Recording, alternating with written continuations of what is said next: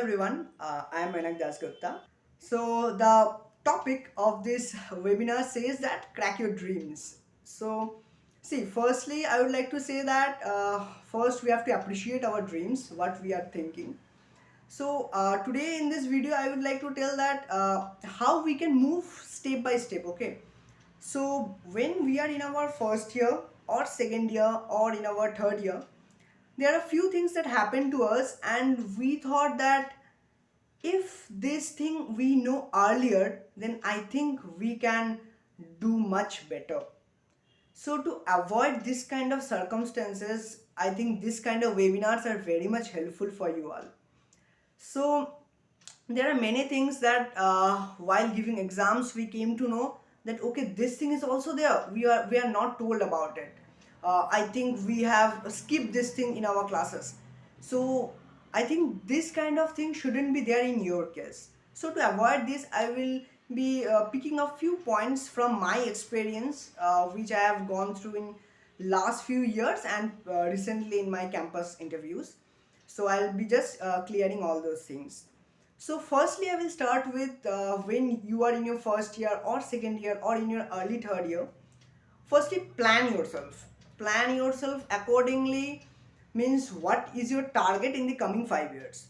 Means are you planning to go for a job or are you going for a higher studies?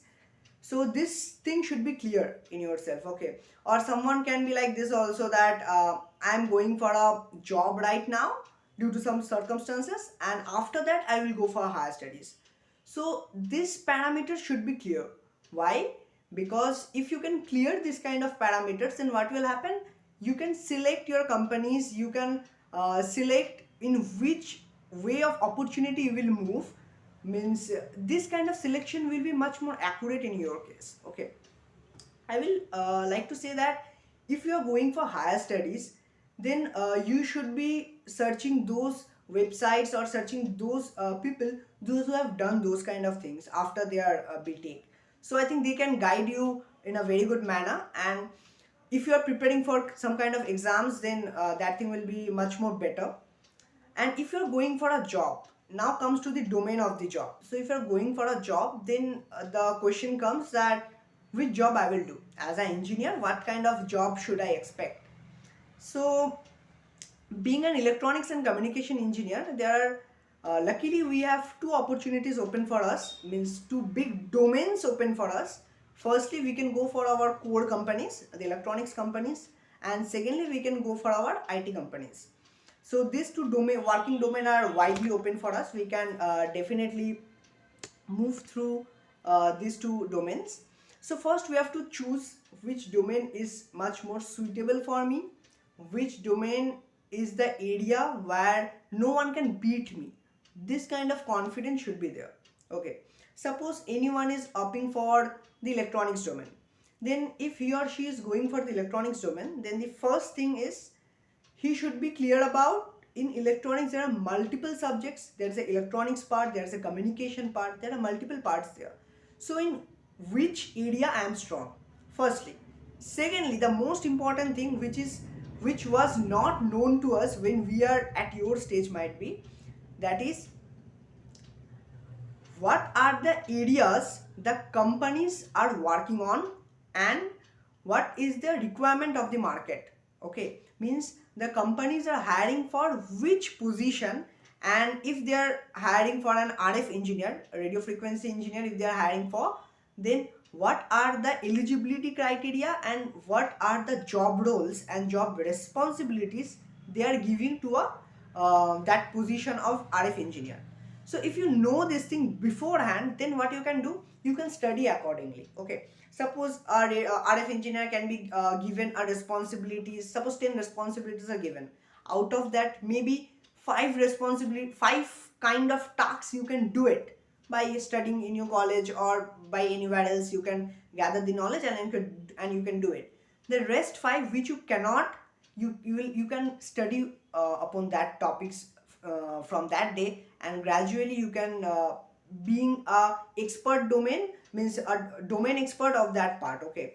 So in that way you can easily go for those kind of core company jobs. And The primary thing is you need to know that what is the market requirement, and if you are opting for those kind of market requirements, if you are going for that, then definitely you should know that where are the places where this kind of knowledge I can gather.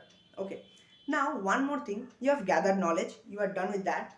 Now the next thing comes is practical experience. Okay, so practical experience is very much necessary. So how you can get this practical experience? You can get this practical experience from internships. The best way, okay.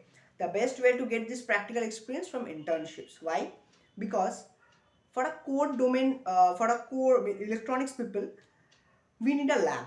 Primarily, we need a lab. And this kind of lab you cannot get in your home. One thing you can do, you can make projects. Okay, you can make projects. Our college will help you in making different types of project. Project making is a very good experience for gathering this kind of practical knowledge. Okay, so if you are going for making projects, that is a very good. Other than that, when you have made one or two projects, you know how to work or with our diodes, with our transistors, with different types of circuits, you know how to work, then go for the internships. When you are ready, you just go for internships. What will internship do? Internship is giving you a industry experience, okay, where you can get a entire environment of the company and you can work over there. So these are all things I said for core companies, for electronics company, communication companies. If you're going for IT companies, okay, since I got placed in Virtusa, Virtusa is an IT company. So if you're going for IT companies, then you can definitely go through our campus interviews. I will highly recommend to participate in each and every campus interview you are eligible for, okay? Because see, if you are going for IT companies and you are planning, okay, I will not sit right now, I will appear in the off campus. See, the ground reality is something that off campus applying is good, but being a fresher, if you have no experience, you are going for off campus, it might be hard because you need to search for jobs. Whereas in campus interviews, you are getting the opportunities. Okay, just you have to do what? You have to check your eligibility criteria. If you are eligible, then just apply for it. Okay. So I'm just giving a brief idea for how to apply for this campus interviews and what are the things you will take care of. See, generally the campus interview starts at the end of third year. Okay, my one was Vartusa, and Vartusa did my campus interview when I was in my last 1 or 2 months of my third year. Okay, so most of the companies start coming from there, and it will continue till the end of your fourth year. So what you have to do? Firstly, in the IT field, what you have to do? Firstly, you have to choose which area is your best place where you can work. Okay, it can be machine learning, it can be app development, it can be software development, it can be any kind of task. Okay, but you have to just choose it because this might be asked in your interview that which is the best area of your interest. So if you are not sure about it, how can the person who is hiring you can be confident about it? Okay, so these things should be clear. Okay, we should be clear about ourselves firstly. Secondly, what you have to do? Secondly, our your campus interview notices and all the announcements you will get to know through your mail, or how the teachers and the training placements officer will be take care of it. You will just get to know about all these things. Secondly, don't waste your time on uh, after getting the notice, you are just thinking I will apply or not apply. You just apply for it. Okay, don't waste your time in this. It will what happens sometimes, you apply so late that their recruitment is already closed. Okay, so avoid this kind of things. Apply as soon as possible. Secondly, what happens in an IT means this kind of campus interview. First round is aptitude round. Okay, most of the companies, the system for the recruitment process for companies is different, but most of the companies I'm telling about, most of the companies go through the same. Okay, a little bit might be different, but go to the same process. What it is? First one goes for the aptitude round, aptitude reasoning, this kind of things are there. Second round goes for the coding round, and the third round goes for the technical interview. And after technical interview, you are called for the HR interview, and if the HR interview is also qualified, then it's a very good thing. Congratulations, you are selected for the drive. Okay, means you have cracked the drive. And most importantly, all these rounds are knockout. Okay, in each and every round, if you part means if your performance is not up to the mark, then you will be disqualified. Okay, you will be eliminated. So how you have to prepare? See, this aptitude round consists of various kinds of aptitudes such as verbal, non-verbal, reasoning, all these parts. Okay, now see, to be very clear and to be very honest, you cannot cover the aptitude completely. Okay, it is not possible because aptitude is endless. Okay, you cannot cover it. So what is the best idea? I can give you a tip. What you can do, suppose you are applying for Vartusa. Okay, you are ready for Vartusa. You have filled the form. You know your exam is going to happen in the next week. Or suppose after 3 days you will having the exam.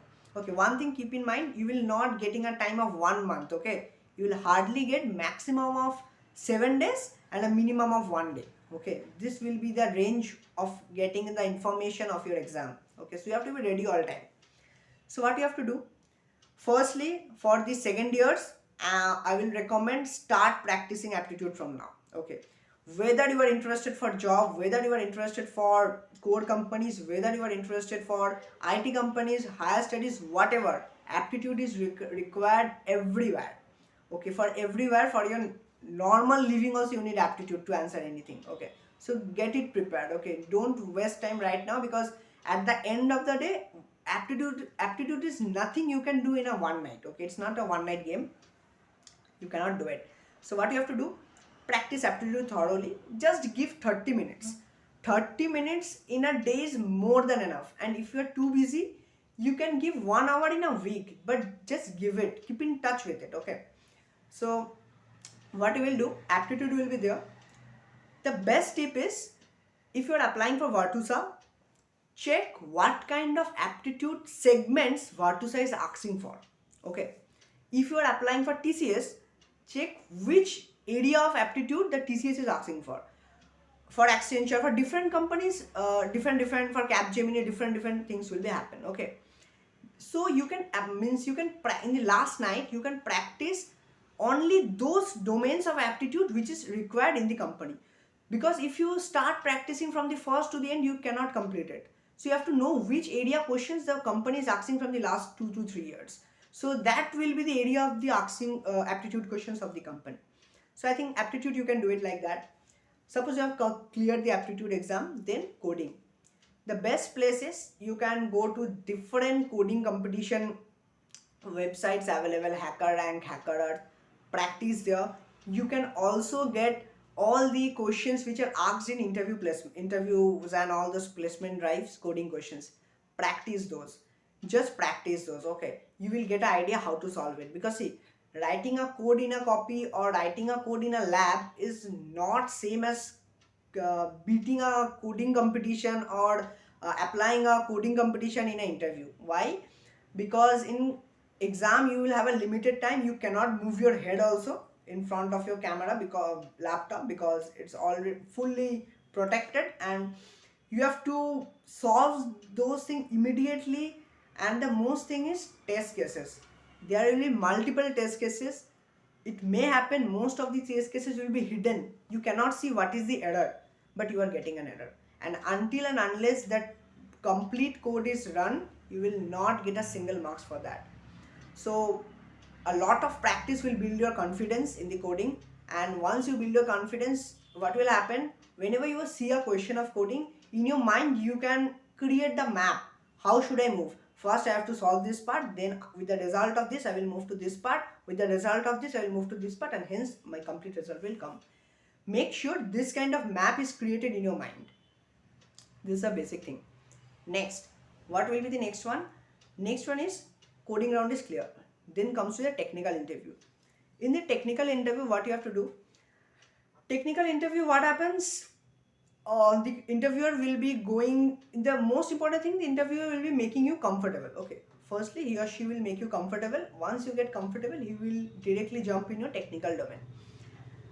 One suggestion I will give you, that be honest in the interview. Okay, because if you are not honest, if the interviewer is asking you something, that do you know Java, and you said yes I know, and when he give you a question to solve it, or when he or she is asking you some question regarding Java and you are not confident about it, you are giving wrong answers, it create a very bad impression. Okay, so be clear that what you know. Okay, once you are clear about it, you can definitely tell that yes, I know this part, and he or she will move to that part only. For technical interviews, two things are very much important. Drive your interview yourself.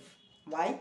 If you don't drive your interview, then the interviewer will drive your interview in the direction interviewer wants to take. Okay, if you have many things in your resume, then the interviewer will be excited to ask you those parts. Okay, you have done this project, tell me something about this project. Okay, you have done this kind of certification, what you have learned in that. Okay, so your resume should be very good enough that the interviewer can ask questions from there. If your resume is not proper, then what will happen, interview will make some different questions and will ask you. Okay, so this thing is important. And for resume also, make it simple and honest. Okay, honesty is the best thing, because if you are writing something which you don't know, and if the interviewer asking that, then it will create a very bad impression. So avoid this kind of situations. Okay, and the primary thing is be confident. If you don't know something, be clear about it, that sir, I don't know, or ma'am, I don't know. But if you are telling that sir, I know but I'm not sure, this kind of things will create confusion. If you don't know, then don't know. If you know, then say it confidently. It might be wrong, but whatever you know, you just say it confidently. If he or she says that no, it is wrong, then you just say okay, I will take care of it from the next time, or I will get back to it next time. Okay, so this kind of things will be covered in the technical interview. Prepare it very well, because technical interview is something where the interviewer is going deep in you. Okay, because this is the part where the company wants the technical thing. Okay, they are hiring engineers, so this is a very important part. Next, the last step comes the HR interview. HR interview is something which will be driving your psychological thoughts, thinking about the company.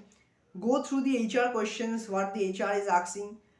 Don't randomly copy paste your answer from the internet, because what internet you are following, the HR is also following. So be clear about it.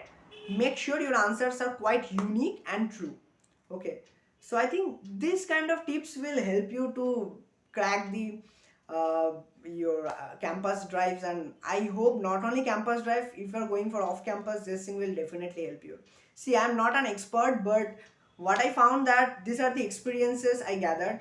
And these experiences, if someone told me last year, then I think that one will be much better for me.